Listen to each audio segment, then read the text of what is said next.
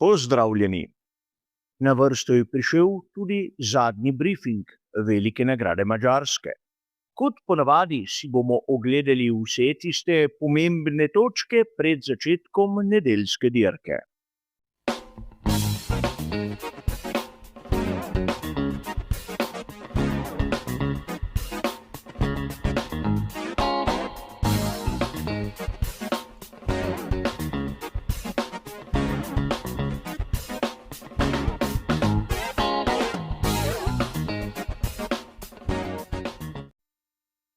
Kot običajno bo tudi tokrat zadnji brifing razdeljen na tiste 3 nam dobro znane dele, kjer si bomo najprej ustavili pri vseh zanimivih točkah, ki smo jih videli na kvalifikacijah.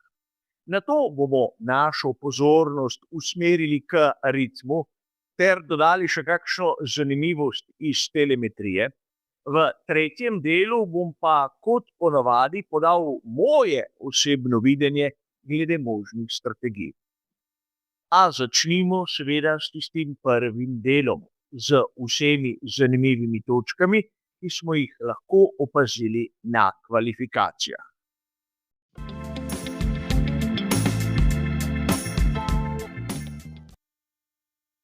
Tu je treba najprej poudariti, da je Aston Martin z verzijo bolida AMR 26B napravil gromozanski korak naprej.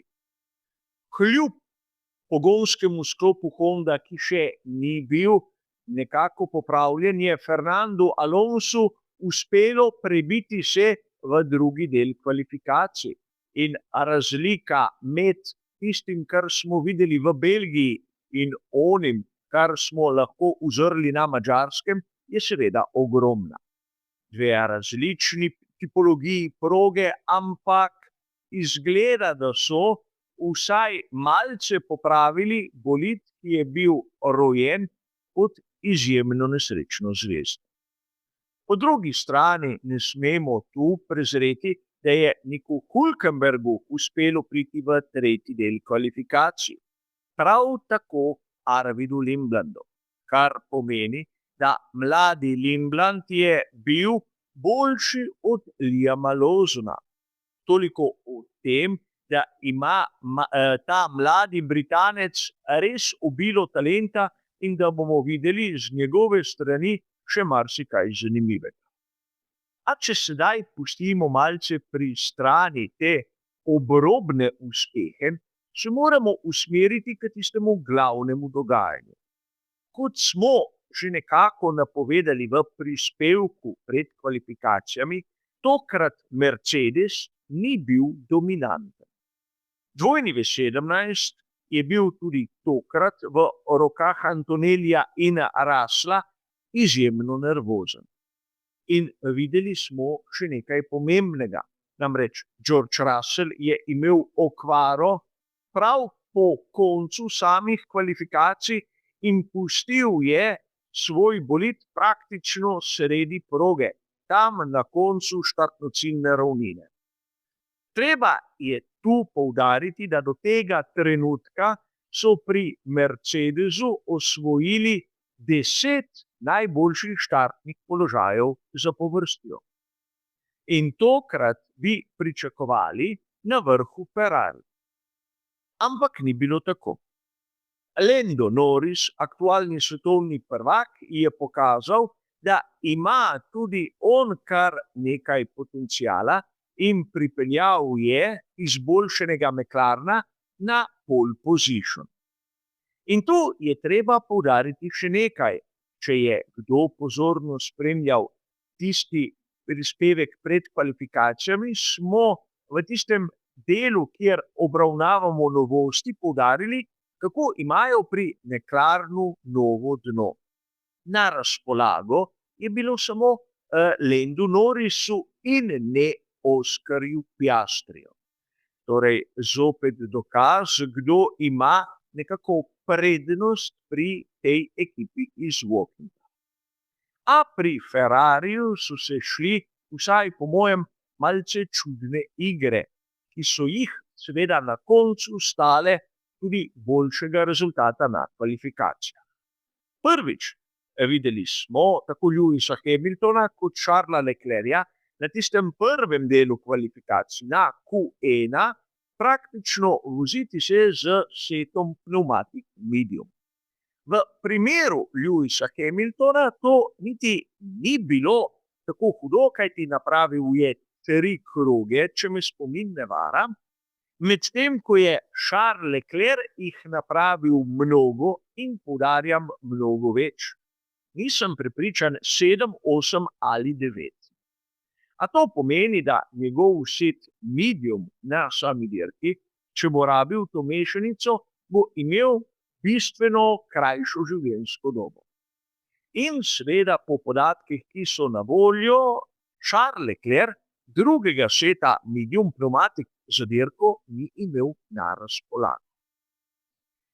In seveda to pri Ferrariju je pomenilo, da sta imela oba voznika set več pneumatik soft v nadaljevanju. Torej, lahko bi dejali 2 seta v drugem delu in 2 seta v tretjem delu.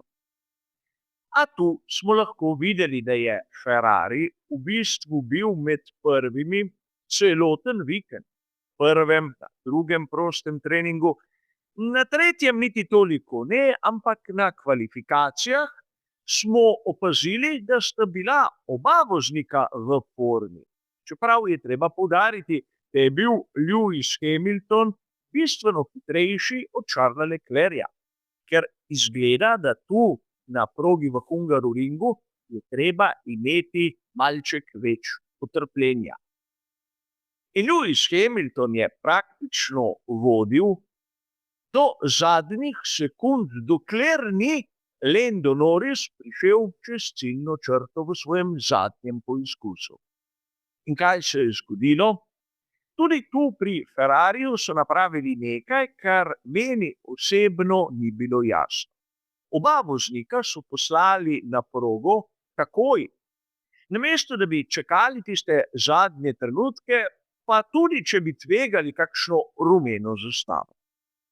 Običajno je tisti, ki vodi, tudi oni, ki mora nadzirati situacijo in ne prepuščati pobudo drugim. Seveda pri Ferrariju pri zadnjem izhodu verjetno tudi niso imeli sreče z vetrom, ampak tako Lewis Hamilton kot Charles Leclerc nista izboljšala tistih časov, ki sta jih postavila v prvem poizkusu. Seveda tudi mnogi drugi niso izboljšali svojih rezultatov, ampak treba je poudariti, da pri McLarenu so čakali prav do zadnjega trenutka z izhodom. Če je kdo spremljal kvalifikacije, je verjetno opazil, kako so predse spustili tudi Nika Hülkenberga z Audijem. In to je pomenilo, da je lahko Lando Norris res za malenkost prišel pred Lewisa Hamiltona in tako zasluženo pridobil ta najboljši štartni položaj za nedeljsko dirko. In tu je treba povedati, da Lando Norris je nekako spravil v koš favorizirani Ferrari, ki pa ni nujno, da na dirki bo tudi tako odzadaj. Ampak sedaj je treba povedati, da smo videli tudi, kaj pomeni iti čez mejo na kvalifikacijah. Namreč pokazala sta nam to oba voznika Red Bulla. Tako Izak Hadjar, ki je bil znova spodoben, kot tudi Max Verstappen. Oba sta se trudila, ampak oba sta dosegla, bodimo iskreni, manj od onega, kar smo pričakovali mi in kar sta pričakovala tudi ona dva. A vidimo sedaj na štartnem razporedu, če bo ostal tak tudi v nedeljo, da bomo imeli dokaj zanimivo situacijo, kjer bo McLaren pred obema Ferrarijema in nato vodilni v skupni razvrstitvi Andrea Kimi Antonelli. In to pomeni, da bo izjemno pomembno imeti dober ritem.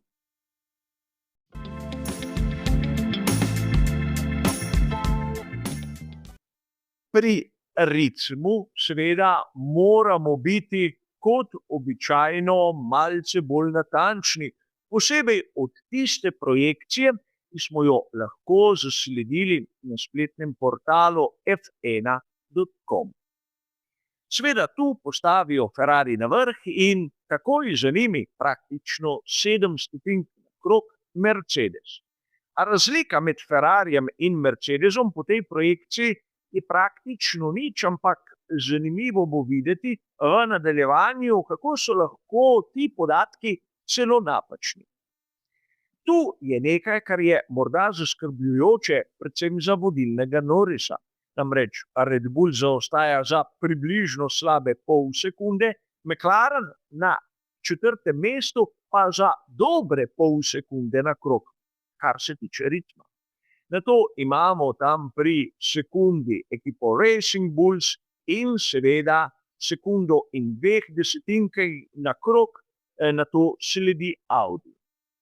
Tu bi vam rad poudaril še neko zanimivost, da Aston Martin se je uspel po ritmu uvrstiti pred Williams in Cadillac, kar zna biti zopet pozitiven znak za prihajajočo dirko. A tu bi vam rad pokazal nekaj. Namreč, če primerjamo ritem drugega prostega treninga med Antonellijem in Leclercjem, oba na pnevmatiki soft, bomo kaj hitro ugotovili, da je Antonelli napravil daljši stint in da je bil bolj konstanten. Leclerc v svojem longranu je delal hiter, počasen krog, hiter, počasen krog, hiter, počasen krog, kar je razvidno tudi iz tega grafa. In če se ozremo malce tudi na oba voznika, ki sta uporabila pnevmatiko medium, torej Russella in Hamiltona, bi lahko dejali, da je bil Hamilton boljši na prvi pogled. A v resnici, če smo do konca objektivni, bomo ugotovili, da je bil bistveno hitrejši Russell. Namreč Lewis Hamilton je imel bistveno krajši stint in če primerjamo praktično enako dolg stint med Russellom in Hamiltonom, bomo takoj videli, da je bil Russell bistveno boljši, v nadaljevanju so šli njegovi časi navzgor in zato v povprečju je bil malce slabši. Torej, kar se tiče ritma, kaj bi dejali? Čeprav na f1.com trdijo, da sta Ferrari in Mercedes približno poravnana, da ima Ferrari manjšo prednost pred Mercedesom, bi sam dejal, da Mercedes je še zmeraj hitrejši. Težava je v tem, da McLaren ni tako spredaj, kot bi lahko pričakovali, kot bi si mogoče lahko želeli.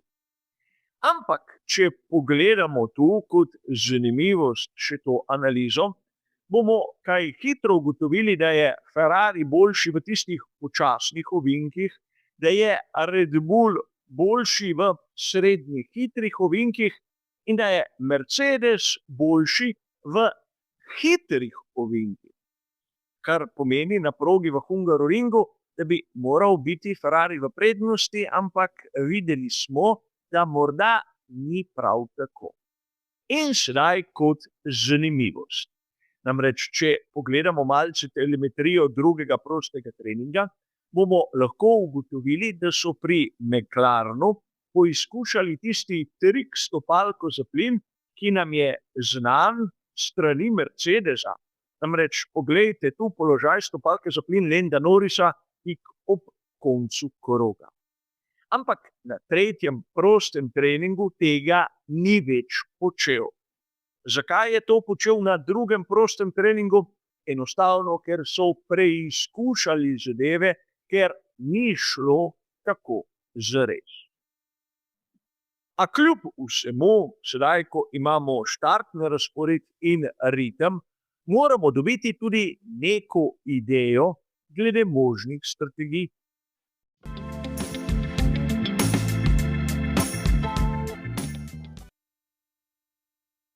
In tudi tokrat bom kot ponavadi predstavil tisto moje videnje, mojo interpretacijo možnih variant. In sam sem kot ponavadi napravil 3 različne strategije, kjer se pa bomo pogovorili tudi o onem setu pnevmatik pri Ferrariju. A začnimo s tisto, ki je najbolj očitna. Namreč začeti na pnevmatiki medium, odpeljati približno 28 krogov in nato 42 krogov na pnevmatiki hard. Izjemno predvidljiva strategija, kjer je z dolgim prvim delom nekako se voznik izogne temu, da bi prišel v gnečo onih počasnih, ki bodo tam zadaj. Ampak gre za klasično strategijo z enim postankom in imamo še 2 varianti. Druga je ona, ki je verjetno bolj izvedljiva, vsaj po setih, ki so na voljo. Začeti na pnevmatiki medium, odpeljati 18 krogov in nato 2x po 26 na pnevmatiki hard. Tu je treba poudariti, da med samo dirko se bodo lahko ekipe odločale med prvo in drugo. Če bo na primer varnostni ali virtualni varnostni avtomobil prišel na progo v pravem času, ali če bodo temperature previsoke in bodo pnevmatike degradirale. Tako da bodimo pripravljeni, da se bodo ekipe tam spredaj izbrale prvo ali drugo varianto, seveda glede na same razmere. Katera bo varianta A in katera bo varianta B, vam ne znam povedati, ampak menim, da bomo to dokaj hitro ugotovili med spremljanjem dirk. Obstaja še tretja varianta, ki pa ni toliko verjetna za ekipe spredaj. Namreč začeti dirko na pnevmatiki medium, odpeljati 18 krogov, nato 20 krogov na drugem setu medium in na koncu še 32 krogov na pnevmatiki hard.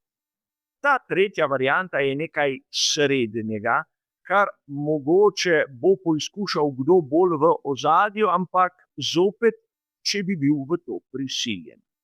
Zakaj nisem uporabil nobene strategije z pnevmatiko soft? Po mojih izračunih, ki so lahko tudi napačni, tudi če bi imel nov set pnevmatik soft, bi te lahko zdržale, bodimo iskreni, tam okrog 10 krogov, mogoče 12. Kar pomeni, da bi bil voznik s tem setom prisiljen se ustaviti prvi.